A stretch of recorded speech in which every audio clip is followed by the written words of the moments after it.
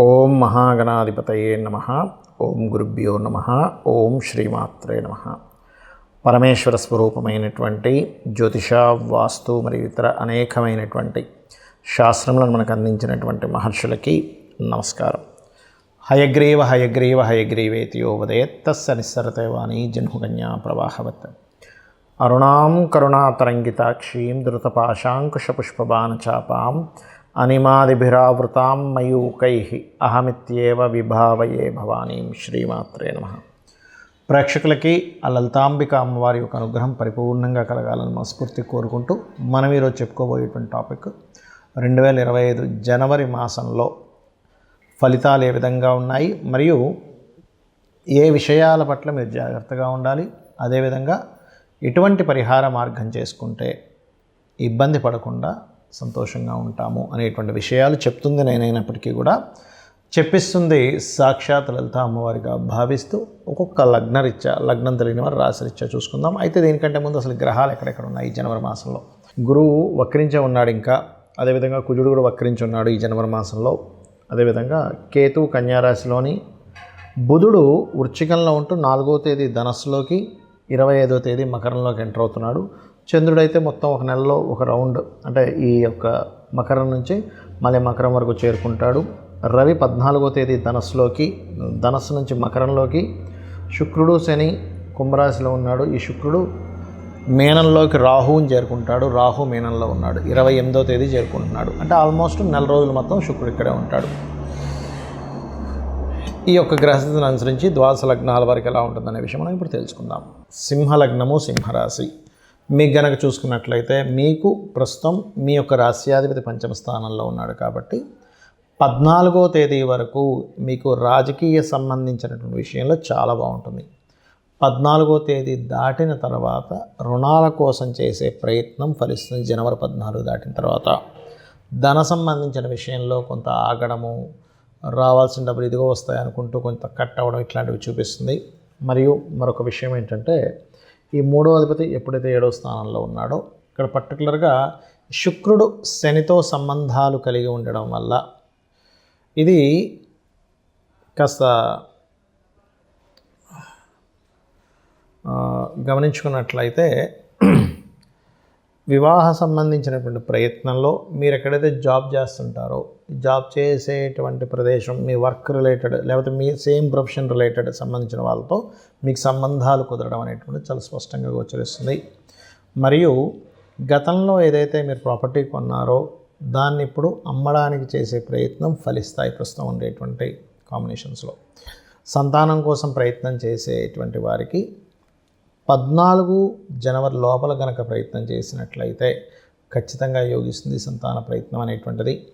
మరియు అదేవిధంగా ఇక్కడ అష్టమ రాహు ఉన్నందుకు కాస్త కొన్ని నిర్ణయాలు, సడన్ నిర్ణయాలు తీసుకుని ఉంటారు ఈ టైంలో. ఆ యొక్క విషయంలో కొంత జాగ్రత్తగా ఉండండి. కాకపోతే మీరు ఇప్పుడు తీసుకునే నిర్ణయాలు ఏవైతే జనవరి 14వ తేదీ వరకు తీసుకుంటారో ఆ యొక్క నిర్ణయాలు 100% మంచి ఫలకృతం అవుతాయి. మరియు ధ్యానము, మంత్ర సాధన, మంత్రం తీసుకునేటువంటి సమయం నడుస్తుంది ప్రస్తుతం. అదేవిధంగా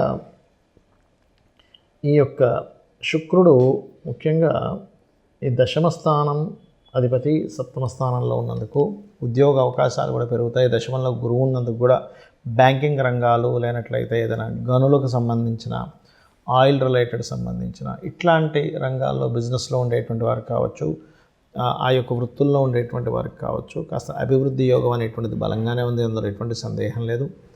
కాకపోతే ఇక్కడ ఈ 2వ స్థానంలో కేతు ఉన్నందుకు మాత్రం ధనం ఏదో రూపంలో కాస్త ఎక్కువ ఖర్చు అవ్వడం జరుగుతూ ఉంటుంది. కాబట్టి మీరు ఏం చేస్తారంటే గణపతిని ఎక్కువగా ఆరాధించండి. ఎంత గణపతిని ఆరాధిస్తే అంత బాగుంటుంది, గుర్తుపెట్టుకోండి.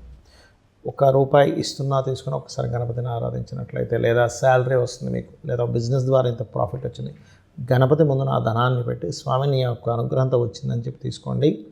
ఆ యొక్క ధనం ఖచ్చితంగా మీకు, అంటే కొంతమంది చూడండి సంపాదిస్తారు కానీ ఏదో రూపంలో ఖర్చు అయిపోతుంది. అలా ఏదో రూపంలో మీ దగ్గర ఖర్చు అవ్వకుండా నిలబడుతుంది.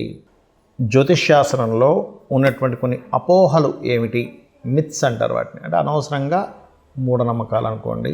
ఇవి నేను మీకు ఈరోజు చెప్పబోతున్నాను, గుర్తుపెట్టుకోండి. ఏమిటవి అంటే, ఇవి తెలియాలి ముఖ్యంగా. తెలియకపోవడం వల్ల కూడా ఇబ్బంది పడుతున్నారు చాలామంది అనుకునేది ఏమిటంటే ఏలినాడు శని, అర్ధాష్టమి శని, అష్టమి శని సమయంలో ఏదీ కలిసి రాదు అనుకుంటారు. అది పూర్తిగా తప్పు, గుర్తుపెట్టుకోండి. నేను 100% నేను రీసెర్చ్ చేసి చెప్తున్నాను. అష్టమి శని, అర్ధాష్టమి శని, ఏలినాడు శని కేవలం మీకు కొద్దిగా ఆలస్యము, అనుభవము, ఒక విషయాన్ని నేర్పేలాగా కర్మకారకుడు మీకు ఆ స్థానాల్లో ఉండి ఇస్తాడు. అంటే మీ యొక్క కర్మ ఏంటంటే ఆ సమయంలో కొంచెం స్ట్రెస్ అవ్వడం వల్ల జీవితంలో ఏది నిజమో అని తెలుసుకుంటారు, కానీ ఏది కలిసి రాకపోవడం కాదు, గుర్తుపెట్టుకోండి. కలిసి రావాలంటే ఏం చేయాలో నేర్చుకుంటారు మీరు, కలిసి రాకపోవడం కాదు. ఎందుకంటే నేను దీని మీద 140 మంది ప్రెసిడెంట్ల జాతకాలు చూశాను. వాళ్ళకి పర్టికులర్గా ప్రెసిడెంట్లను కాదు, ఎమ్మెల్యేలు, ఎంపీలు చాలామంది జాతకాలు, పెద్ద పెద్ద బిజినెస్ మ్యాన్ జాతకాల్లో, ముఖ్యంగా రాజకీయ నాయకుల జాతకాల్లో నేను చూసింది ఏంటంటే ఏలినాటి శని, అర్ధాష్టమి శని, అష్టమి శని సమయాల్లోనే వాళ్ళు పీఎంలు, సీఎంలు కూడా అయ్యారు. మీకు ఎందుకు మన నరేంద్ర మోడీ గారు ఏలినాటి శనిలోనే ఆయన పీఎం ఉన్నది వృశ్చిక రాశి. జగన్ అతను అష్టమి శనిలోనే ఆయన సీఎంగా నిలబడ్డారు. మన ఎంతోమంది చంద్రబాబు నాయుడు గారు కావచ్చు, స్వర్గీయ ఎన్టీ రామారావు గారు కావచ్చు. నేను చెప్పేది ఒకటే, అంటే రాజ్యాన్నే ఇస్తున్నటువంటి శని మీకెందుకు ఏమీ కలిసి రాకుండా చేస్తాడంటే ఒక్కసారి ఆలోచించండి. ఎందుకంటే నేను ఈ విషయాన్ని ఎందుకు స్పష్టంగా చెప్తున్నానంటే అనవసరంగా ఇది ఏమీ కలిసి రాదేమో అని ఏమీ చేయకుండా ఉండిపోతున్నారు. అది కాదు. శని అంటే కర్మకారకుడు, విజయానికి కారకుడు. కష్టం ఇస్తాడు, ఇవ్వడం నేను అనట్లే. స్లో మూమెంట్, స్లో ఉంటుంది. కానీ అదే శని భగవానుని కనుక మీరు చక్కగా దీపారాధన చేసి రెగ్యులర్గా ఒక ఆంజనేయ స్వామి ఆలయమో, నరసింహస్వామి ఆలయమో, స్కందుడు ఆలయానికి వెళ్ళారనుకోండి 100% పాజిటివ్ ఫలితాలు ఇస్తాడు. ఇక రెండవది ఏంటంటే కాలసర్పదోషం గురించి చాలామంది భయపడుతున్నారు. కాలసర్పదోషం కాలానికి సంబంధించినటువంటిది. అంటే దేశ కాల సంబంధించిన పరిస్థితులు ఎలా ఉంటాయి చెప్పేటువంటి అంశం. జన్మజాతకానికి అప్లై చేయకూడదు కాలసర్పదోషానికి, కేవలం సర్పదోషాలను మాత్రం అప్లై చేయాలి. మరి కాలసర్పదోషానికి ఒక ప్రెడిక్షన్ ఉంటుంది కదా అంటే ఉంటుంది, దానికి ఒక ప్రెడిక్షన్ ఉంటుంది. అంతేగాని ఎందుకు కలిసి రాదని కాదు. మెగాస్టార్ చిరంజీవి గారికి ఉంది కాలసర్పదోషం. ఎంతోమంది రాజకీయ నాయకుల్లో పెద్ద పెద్ద రేంజ్లో వెళ్ళిన వాళ్ళకి, పెద్ద పెద్ద బిజినెస్ పీపుల్కి నేను చూశాను కాలసర్పదోషం. మరి వాళ్ళు ఎందుకు అలా ఆ రేంజ్లోకి ఎదిగారు అనేది ఒక్కసారి ఆలోచించండి. ఆస్ట్రాలజీ 100% ఉంది, కానీ దాన్ని రీసెర్చ్ చేసి దాన్ని అర్థం చేసుకొని దాన్ని ఎలాగ మనకు ఎందుకు అందించారనే విషయాన్ని పూర్తిగా అర్థం చేసుకోవాలి. అలాగే మరొక విషయం ఏంటంటే, ఒకటి ప్రతిసారి కూడా మనం ప్రతిదానికి కూడా ఏలినాటి శననో సర్పదోషం ఉందనో పెట్టుకుంటాం. అలా కాదు.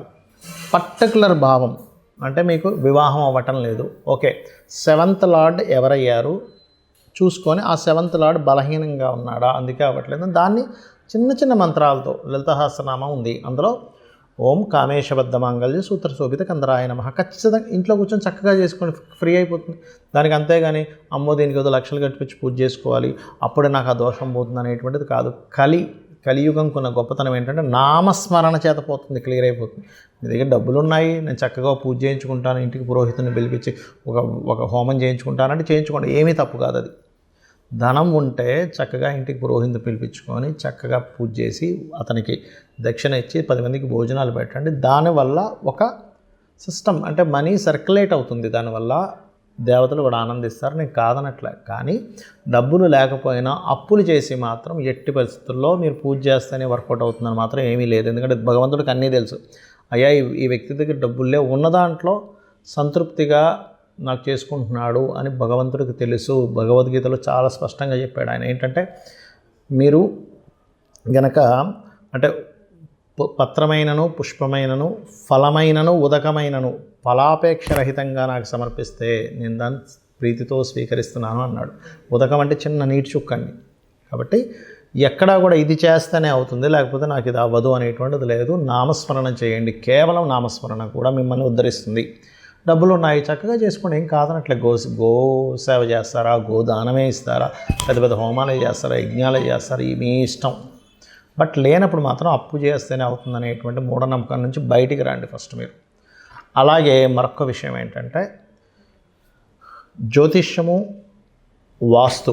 చాలామందికి ఏంటంటే వాస్తులో కూడా వాస్తు అనగానే మొత్తం మీద పగలగొట్టేస్తేనే అది సెట్ అవుతుంది అనుకుంటారు. అలా ఏమీ లేదు. చక్కగా ఇంట్లో ఏ వస్తువు ఎక్కడ పెట్టుకోవాలి, మీకు సరైనటువంటి గృహం అవునా కాదా, అన్ని గృహాలు మంచివే, కానీ మనకు సెట్ అయ్యే గృహమే మనకు బాగుంటుంది. అది ఏ డైరెక్షన్ ఈజ్ మీకు మంచిది అనేటువంటివి కొన్ని సెట్ ఆఫ్ రూల్స్ ఉన్నాయి వాస్తులో. అది తెలుసుకొని వెళ్ళండి. అంతేగాని ఏదో వాస్తు బాలేదని ఇల్లు కూలగొట్టేసేయడం, మొత్తం గందరగోళం చేసేసుకొని లక్షల రూపాయలు దాన్ని ఖర్చు పెట్టేసి మళ్ళీ అది అప్పుల పాలవడం కాదు. వాస్తులో వెరీ క్లియర్లీ మనకి కొన్నిసార్లు మాత్రమే, అంటే ఈశాన్యంలో బాత్రూమ్ మాత్రమే ఖచ్చితంగా తీయమన్నాడు. మిగతా ప్లేసెస్లో ఉన్నప్పుడు చిన్న రెమెడీస్తో దాన్ని మనం సెట్ చేసుకోవచ్చు. కలర్స్ ద్వారా సెట్ చేసుకోవచ్చు. ఒక వస్తువు ఒక దగ్గర ఉండడం ద్వారా సెట్ చేసుకోవచ్చు. మనం ఇంట్లో ఒక పని ఒక దగ్గర చేయడం ద్వారా సెట్ చేసుకోవచ్చు. సో ఇది అర్థం చేసుకోండి. అనవసరంగా ఏదో అయిపోతుందని భయం కోసం కాదు. ఆస్ట్రాలజీ కానీ వాస్తు కానీ ఉన్నది ఏంటంటే అది మనకు వెలుగుని చూపించాలి, ఒక దారిని చూపించడానికి ఉన్నది.